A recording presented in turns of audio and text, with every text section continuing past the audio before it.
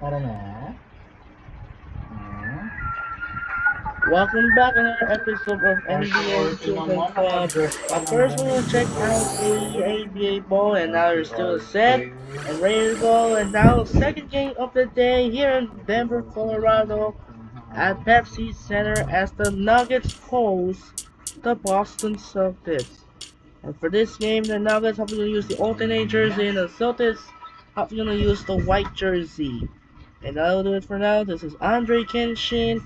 We'll be right back after this and enjoy the video. We're at Pepsi Center in Denver for the Boston and Denver game. We'll send it over to Kevin Harden in Pepsi Center. We'll be right back. Thanks for tuning in to 2K Sports' presentation of the NBA. I'm Damon Bruce. It's a Saturday presentation of the NBA. It'll be Rajon Rondo and the Boston Celtics facing off against the Denver Nuggets. And that'll do it until we catch up again for the HP Halftime Report. Now, out to Kevin Harlan and the rest of the 2K crew. We are live in Denver, Colorado, the hometown for the Nuggets for an Eastern versus Western Conference matchup right here. The NBA on 2K Sports. That is the place you want to be, and we're happy to have you with us on our broadcast today. So let's take a look at the Boston Celtics starting lineup. Pearson, KG at the 3 and the 4. Rondo and Allen make up the backcourt, and it's O'Neal in at the 5. And for Denver, Lawson and Aflalo are the backcourt. Kmartin and Ney are inside. And it's Gallinari in at the 3, the small forward. Well, despite all the turmoil surrounding the Nuggets last season, the Pepsi Center was a sanctuary as far as wins were concerned. 33-8 for the Nuggets at home, and that was while they were dealing with all the Carmelo Anthony situation.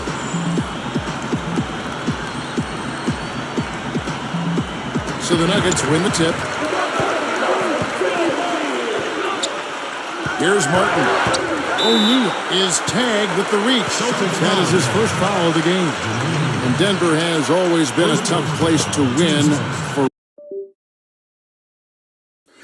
road teams. Like you said, Steve, third best home record a season ago. The elevation certainly is a factor. Talk to players. Clark, you played in that mile-high air. It makes it a little bit hard to catch your breath. It does. I mean, there's certainly something to the elevation, but there's also something to the training. Which is often the case, especially for teams coming from the East. And then you factor in a very enthusiastic and supportive crowd. But the biggest thing is they're usually pretty good. I mean, they've usually got a pretty good roster. So it's no wonder the teams have a tough time getting wins at the Pepsi Center. Outside, Martin. Now Garnett defending. Now Flalo kicks to Lawson.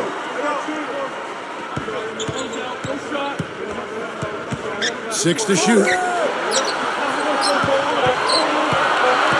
Garnett against Gallinari.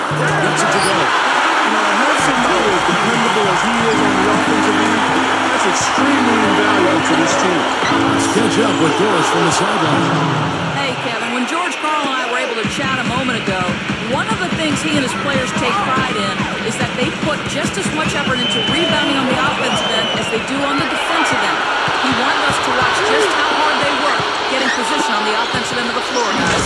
Thanks a lot, Doris. And Clark, that speaks close to your heart, doesn't it? Yeah, without question. That was a strong part of my game was rebounding. So when I was playing, the last thing I ever wanted was for my man to beat me on the glass. That would be unacceptable. I love Kevin Garnett. He's kind of an old-school player. He doesn't hug players before or after the game. In fact, a lot of people think he's sort of disrespectful.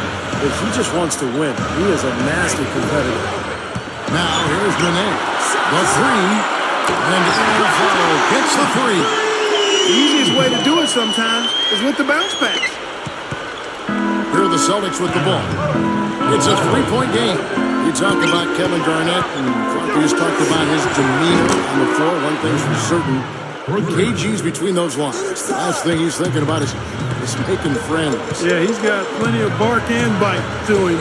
And some people are a little put off by it, but he's been that way pretty much his whole career. I don't see it changing. It served him too well. The shot's good from Lawson. 4 makes on 4 tries. Everything's falling early. 100%. Can't do better than that. Rondo with it. Now Lawson defending. O'Neal is screen on Lawson. And stolen by a follow. Good defense there. He was just waiting for that. Throws it down despite the man right in his face. A chance here for a three-point play. Well, they really looked to run immediately after that turnover. Well, that's how you cash in. You don't want to waste any time after the turnover. Go at it right away. The Nuggets making a switch here. Brewers checked in. You know, guys, I think the Celtics actually came into the playoffs last season with a little less swagger than usual. I mean, losing Kendrick Perkins in a trade seemed to shake them up a little bit. And with Shaq really unable to contribute due to injury, the team used to being big inside, but now felt a little small. Now here's Rondo. Allen for the three, and the shot is good. Allen's got 6 points. Hard to set the table there well with the Celtics and their injuries that did play a role in the postseason, not just in the front court. The dislocated elbow of Rajon Rondo also factored in. Steve, that was a huge hit for that team. Yeah, I was amazed that he was able to return in that game and continue to play the rest of the series, but it did limit him. And with Rondo slowed down, the Celtics had a tough time scoring. In fact, Miami really played him in Boston 5-on-4. They didn't honor his offense, and they really finished it. The Nuggets leading by 7. Nice pass, nice catch, and he's timed and done. He made sure to get a little extra hang time there, just to rub it in the defender's face a bit. Look out below. I wasn't sure he was ever going to come down. He just wanted to make sure he wasn't coming down on top of anybody. And he'll look for the three anytime he can get it, especially in transition. And so here is Denver. 6-point lead. Dishes to Brewer. And Allen picks him up defensively. And he was camped in the lane there, and he gets the 3-second call. And the Nuggets with some changes. Chris Anderson is checked in for Nene. Wallow comes in for Corey Brewer. And Andre Miller has subbed in for Ty Lawson. The Celtics also changing it up. Jermaine O'Neal is checked in for Kristich. Green comes in for Kevin Garnett. And it's Avery Bradley in for Rajon Rondo. And Bradley gets it to go. The defense left him just a little window to get through, and he just ducked in for the layup. Terrific job.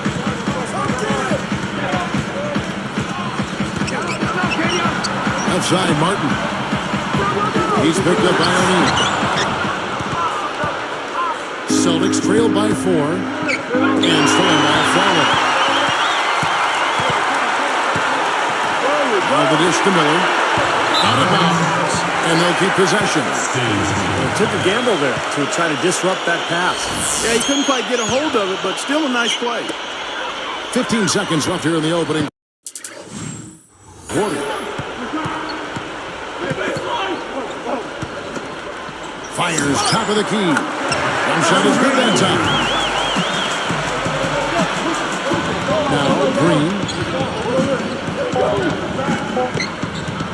The 3 ball. And Bradley gets it to go. Bradley's got 5. Both sides really coming out of the gate firing. They looked like they were raring to go with this one. A lot of offense early on. And at the end of one, both teams putting up some points.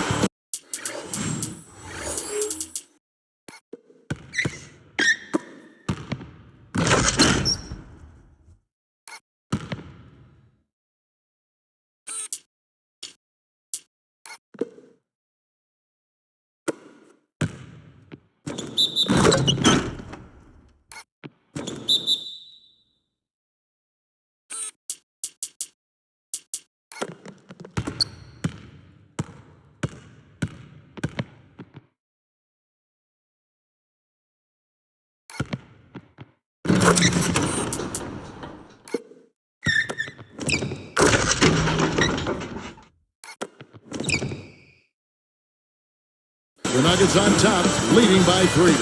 Well, the thing they tried to establish right away was the presence down low. You look at the points in the paint. I think that's been the difference. Yeah, and I like the fact, Steve, that they're not settling for the outside shots. I mean, go in there and get what you want. Keep attacking the rim. And we'll be back in just a moment. Tell me what you're in the joint. The night won't score. Up to this point, a closely contested game as we start the second quarter. Nobody know how to fight when Dr. J.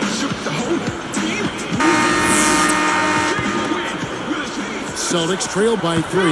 Well, the Celtics played pretty well against the Western Conference a year ago. They went 19-11 in their 30 games versus the West. Not bad. On the floor for Boston, we've got Jermaine O'Neal. Avery Bradley is out there with Rajon Rondo. Then there's Green, and it's Pavlovic in at the 3 spot. And here's Miller. Rajon Rondo getting it to go from deep. That counts. Let's take a look at what the record for the Celtics was against the West. You mentioned 19-11. But how do you think they match up with the best of the Western Conference? Well, you look at the best teams in the West, Kevin. I mean, there's great size pretty much across those front lines out west. The Celtics actually got a little smaller last season when they traded Kendrick Perkins away, so that center position remains a question mark when you compare the Celtics to the teams out of the Western Conference. And a chance here to catch up with the 4th member of our crew, Doris Brooks. Hi, Doris. Guys, Paul Pierce grew up in L.A., loved the Lakers, but he's played his entire 13 years with the Celtics, and last summer he signed a 4-year extension with the franchise. Asked about finishing his career in Boston, it means everything to me. When I cement my legacy in the game of basketball, just staying with one team, that's everything for me. Not a lot of players get a chance to do it, especially in this era.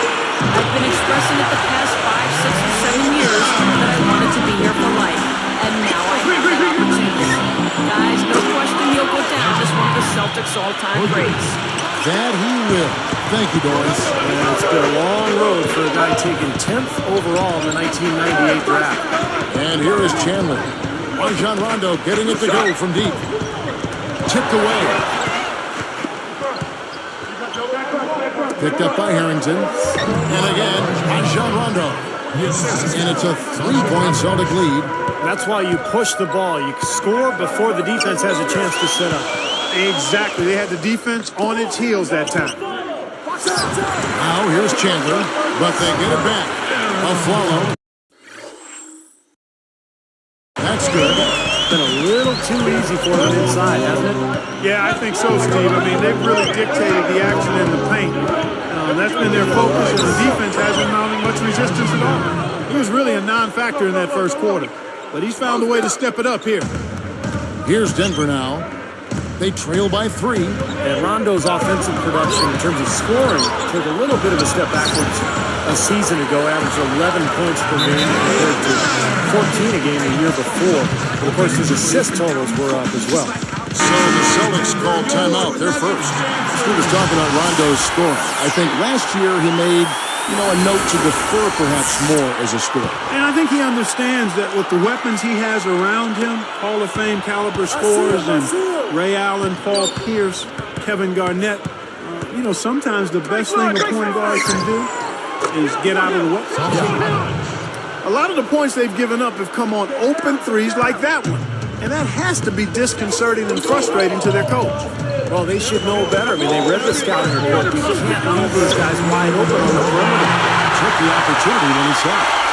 Chandler's got 6 points in the quarter. Chandler's hit a pair of 3 balls in this quarter, so he's starting to find his range. Well, I think it was certainly a topsy-turvy season for the Nuggets with all the Carmelo trade rumors, but, considering all Despite saying him for another look. that is just so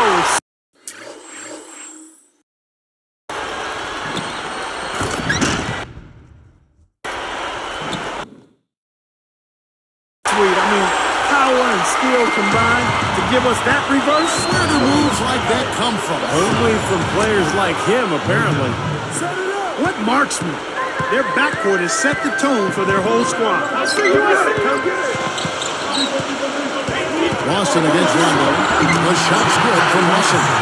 And you can see the strategy has been to take the ball inside here. That's where you get high percentage looks and draw fouls, Steve. It's a good way to play.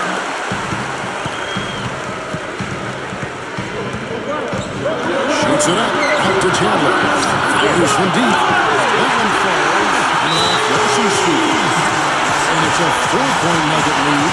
Now it's out called by Boston. Well, Ty Lawson was waiting in the wings behind Chauncey Billups. And I think one of the reasons the Nuggets felt comfortable trading Billups was that they knew Lawson was prepared to become the starting point guard, and he did not disappoint. Here's what Denver's going with right now. Nene, he's checked in for Anderson. Molinari comes in for Wilson Chandler. And Corey Brewer's subbed in for Aaron Aflalo. That's good. And that's 13 points for Allen. Boy, this is scary. You get a score rolling like this, you're in some trouble. Yeah, you can't leave a guy like that on an island. I mean, you got to bring some help. Lawson dishes to Martin. Boston.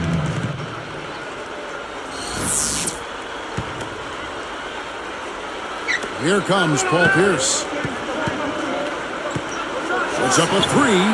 Ray Allen, and that's good. For three. Allen's got 16. Thinking back to Lawson Clark, he really took his chance and ran with it. Looks like he's the future at that position with the Denver Nuggets. You know, sometimes, Kevin, guys are just an opportunity away from showing what they're capable of doing. Case in point, Ty Lawson, he's got speed, he's got strength. I think he's got to continue to improve the consistency of his perimeter shot, but everything else, feel, flow, ability to make plays off the dribble, he's got all of that. Well, you saw him in college when he played for North Carolina. He was as fast a guard as there was, and maybe we've ever seen in college. He was super with the ball and strong and really knew how to run his team. And they get it back. Celtics lead by 5. 42. The Celtics. 47.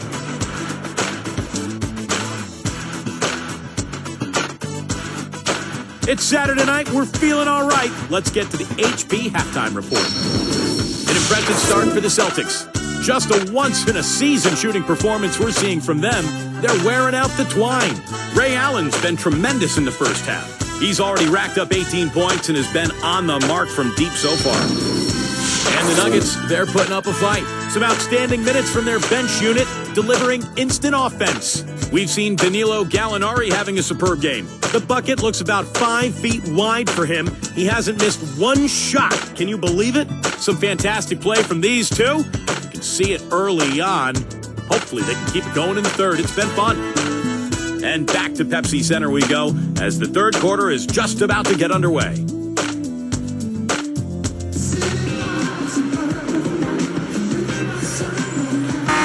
Been a back-and-forth game so far with no ground given through the first half. Third quarter starting here now.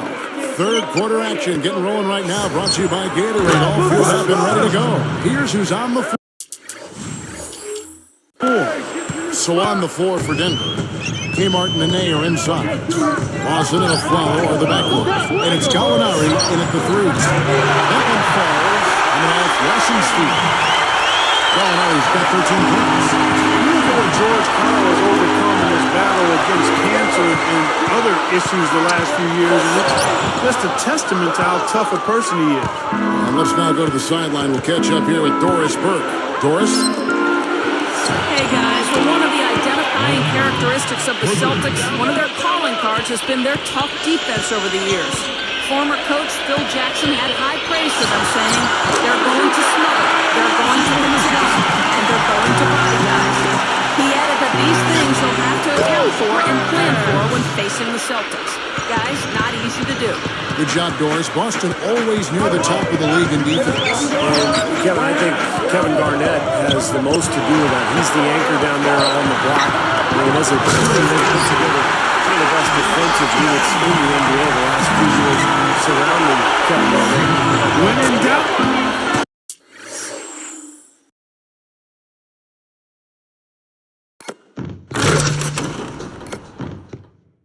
punch it down. As easy at 2 points as you can get. Safe to say that's a pretty high percentage shot, guys. Some good thoughts by Clark as we go back to George Karl. A lot of guys, Steve, would have called it a career, but you know and I know all of us, he just loves this game so much. Well, it was so nice to see the support that he got from around the league as he battled cancer. Did such a great job with that team during the Carmelo drama, as they called it. It was really a very taxing year for George Karl, but he battled through it and ended up putting Denver in a really good spot heading into the postseason.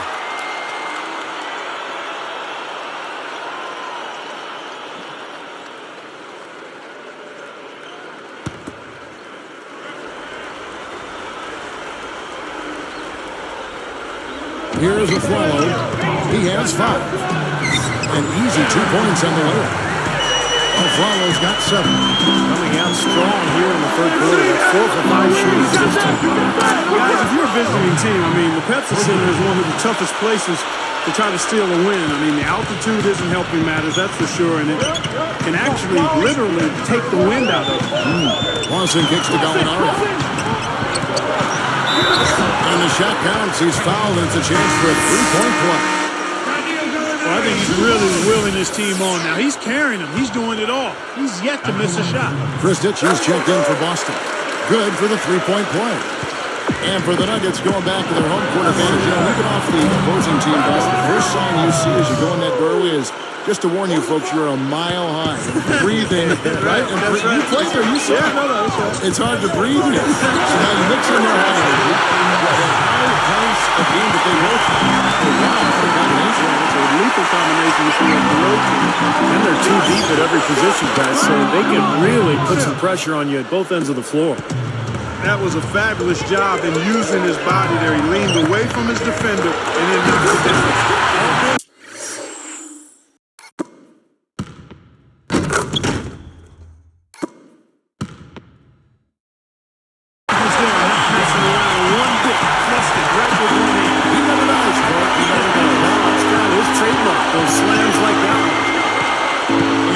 Backs in, shoots, oh, that's blocked. The Nuggets trail by 8. Here's a follow. It's good, and he drew contact on the shot, so he will go to the line. A three-point play chance here. Al Harrington's checked in for Denver. Well, you look at the Celtics a season ago, they went 23-18 on the road, and while that would be a good mark for most teams, that was Boston's worst road record in the last 4 years. And he completes the three-point play. Steve was talking about that Celtics road record. You think, Clark, that is something to be concerned about, 23-18 away? Kevin, probably not. I mean, on their overall record, they gained 6 wins from the previous season. If there's any concern for the Celtics, it's probably the question of age and how much do the big three have left in the tank. But it is interesting when you think about it. Last year, when they felt... The year before, rather, when they got to the NBA Finals, they didn't feel concerned about not having home court advantage in Eastern Conference because they had been so good on the road. Sure. So that could have maybe put a little chink in their armor in last season's play. Rondo kicks to Pierce. It's good, coming on the assist by Rajon Rondo. Pierce has got 10 points now, just in this quarter. Goes up strong with one hand and finishes it down. That's just a beautiful fast break.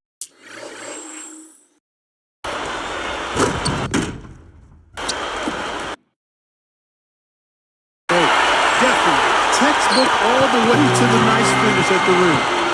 They're always catching the big action at the hoop from the Sprite Slam Camp. He is truly a special offensive talent, and he's always going to cash in on those kind of chances. And how about Rondo's assist totals last season? They took a huge jump, and that's saying something because he had already averaged 10 per game the year before. So he and Steve Nash, they're probably the 2 best passers in the league. They led the league in assists a year ago. They were 1 and 2. Here's Pierce, and it's Denver with the rebound. Now Flunk, he's got 10. Gathers. There's Pierce. That's good on the assist by Allen.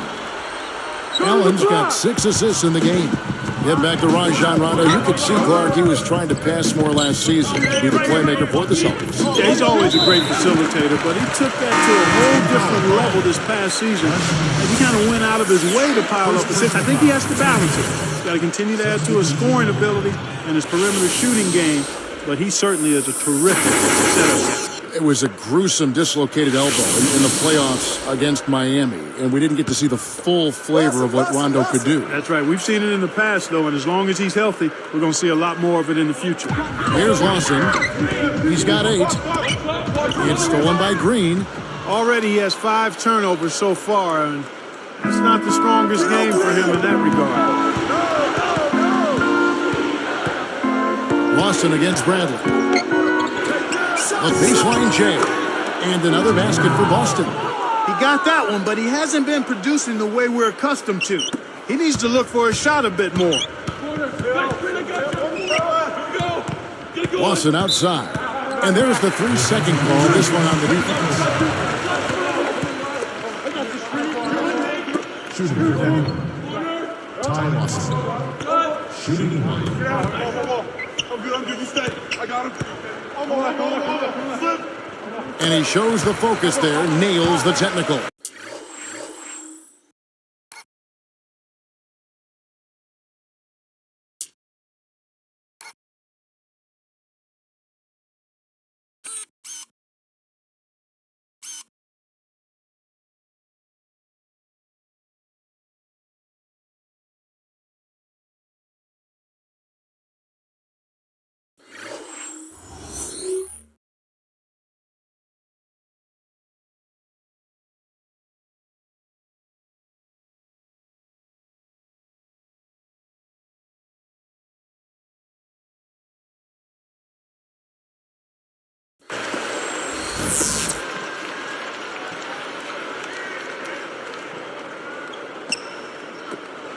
They get a hand on it.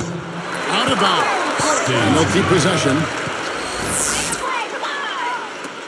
7 seconds left to play here in the third. Connects on the open jab.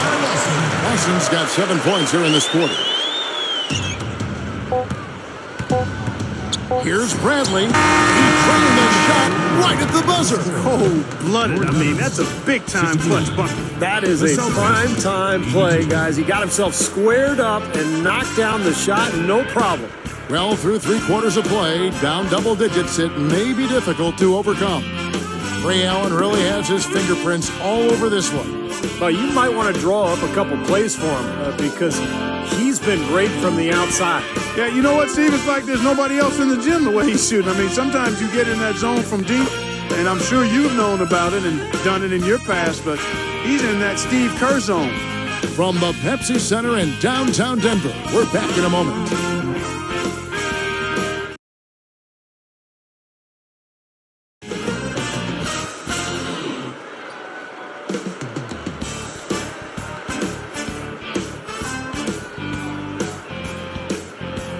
Now, as we get going here in the fourth, let's send it over to Doris Burke for our Sprite Spark.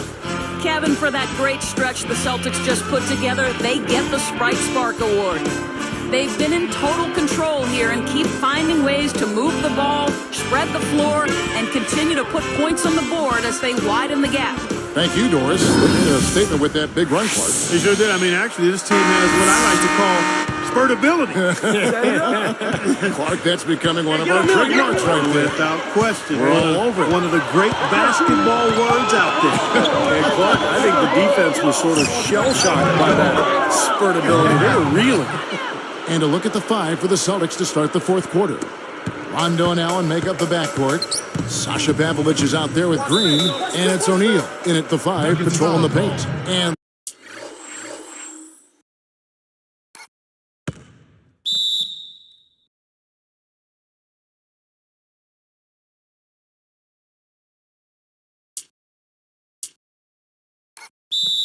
looks like the illegal pick was set. Yep, that's right. That'll get their attention. Well, good idea setting that screen, but the execution wasn't there. No, sure was. I mean, you want it to be hard, but it also has to be legal. Here's Rondo. Sinks the triple. Rondo's got 25 points. Getting out in transition, guys. They're coming fast and furious. They've got the deep gasping for breath here with 7 straight fast break points now, Steve. Well, you've got to get the ball out of his hands, bring an extra defender, and force somebody else to beat you. I agree.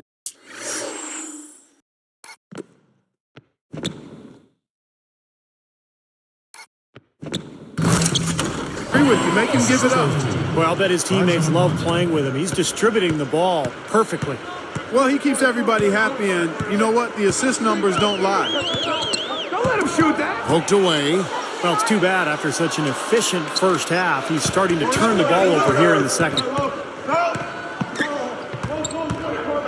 Shot from the wing. And again, it's Boston converting. Well, he's smart. He's getting good shots, and he's knocking them down. The Nuggets trail by 20. Denver calls timeout. He wants to make a few adjustments out there, and he's running through those with his team right now. Well, you know, playing against the Thunder has to bring back some painful memories for the Nuggets guys. I mean, looking back on their first-round loss, and it was closer than the 5-game total might suggest. That was a very competitive series.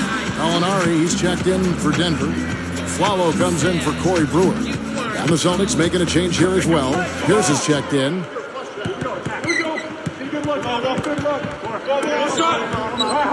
Releases from 15. That's good from Chandler on the assist by Miller. 13 points for Wilson Chandler. Yeah, you're right, Clark. In that series between the Thunder and the Nuggets, really a tough defensive series. Steve, both teams shooting just 42% from the field. And I thought what really hurt Denver was giving up so many offensive rebounds to the Thunder. And that led to a lot of free throws because we saw some offensive putbacks and fouls. Those little things over the course of the series, Kevin, those really make a huge difference as time wears on. And that one's good. What a marvelous job they've done of sharing the basketball. A ton of assists. They know where each other is all the time. They're moving the ball, just finding the open guy. Nobody seems to care who scores. And here's Miller. He's picked up by Rondo. Here's Miller, down low. 5 to shoot. Here's a Flalo. Again, the Nuggets score. Celtics leading by 19. Here's Allen. And he finishes at the rack. Allen's got 4 points this quarter.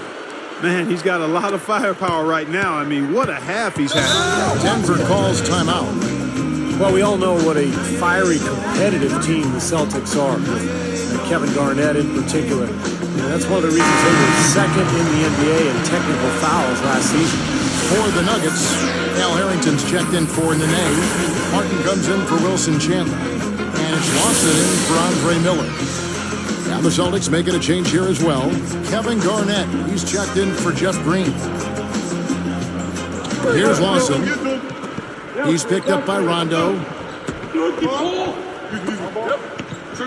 Gallinari with it. Easy shot. That is the shot home. Gallinari's got 25 points. So speaking of the Celtics, you know, some have said, Clark, that they go overboard getting into it with other teams, players. That wasn't your game, but take us inside that whole world. You know what? I don't know if the Celtics do it any more than any other teams. I mean, Kevin Garnett is very demonstrative, has been since he's been in the league, and that intensity sometimes spills over. And I always felt that you had to be who you were. You couldn't try to fabricate something that wasn't part of your natural makeup. So if you are a guy that's verbal and a jawjacker, then you got to do it within the parameters of what's going on in the game. If you're not, then you can't be that to try to improve your performance. So I've always said, like the young folks do, you know, do me, be you. You know? Boy, the Nuggets had problems in the playoffs versus the Thunder, but I thought Nene still maintained his season averages and played pretty well. Right back to Nene in the playoffs. Not easy given the interior defense that the Thunder was throwing at him, Steve, night after night, game after game. Yeah, that was impressive defense, and Nene's field goal percentage did dip in that series, but that's to be expected. The defense during the playoffs is always much more intense, and I thought Nene played well despite those field goal percentage drop-offs. Now, here is Watson. Feeds it to Gallinari. Takes it right up. And the layup's good off the books. Gallinari's got 17 points here in the second half. We've seen some great shooting from him today. They've got to lean on him a little bit more. Pierce with the steal. Taken away by Nene. The Nuggets trail by 20. Here's a Flalo, deflected by Garnett, but they retain possession. And here are the Celtics now. Now Allen.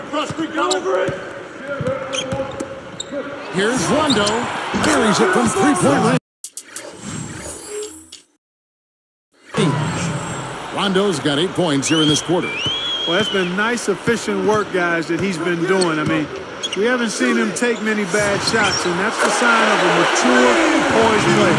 He's coming right back with the triple. An eye for an eye, How about a 3 for a 3, Steve? Allen. And there are the Celtics with another basket. I think that may do it here. They're trying to put the nail in the coffin. Well, just adding to the lead as we approach the final buzzer. Lawson against Rondo. And Nene gets it to go on the assist by Lawson. He's just filling the stat sheet. I mean, what hasn't he done out there today? Well, Steve, you know what we call a guy who fills the stat sheet, don't you? He is a stat sheet stuffer supreme. Yeah, that's going to do it. I mean, this thing is pretty much over. They've played well. Well, it has been a bit anticlimactic, the end of the game, but sometimes that's the way it goes. Shot clock and game clock separated by less than 6 seconds. Deflects the pass. You know, he got a fingertip on it, but not enough to control the pass coming in that fast. Blocked. And they're pushing it up. A pull-up. And Denver again with the bucket. Here's Allen. Over Flalo.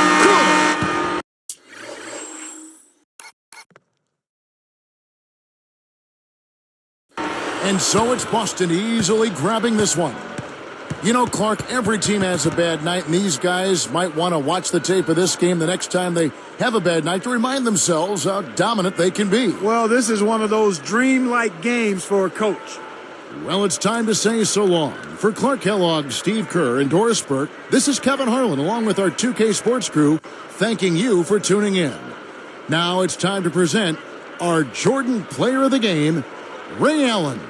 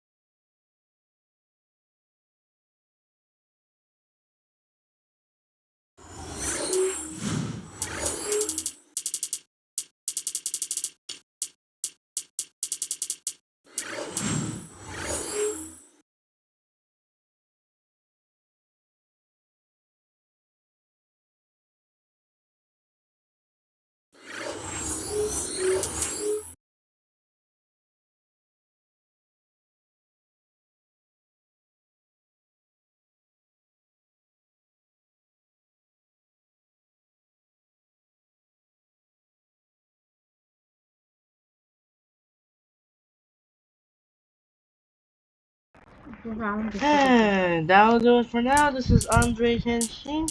We'll see you tomorrow as the Sunday night doubleheader continues. Our first matchup of the day will be Cleveland Cavaliers host the Oklahoma City Thunder, and the second game will follow by the Milwaukee Bucks host the San Antonio Spurs. On the other side, the final game of the NFL season kicks off in Week 8.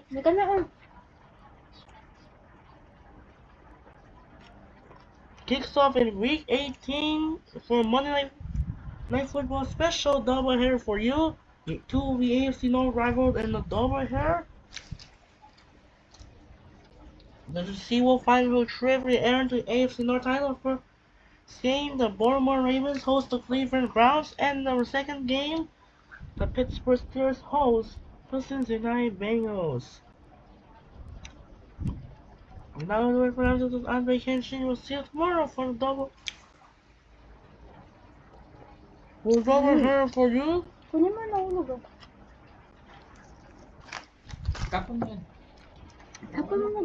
For double header for you.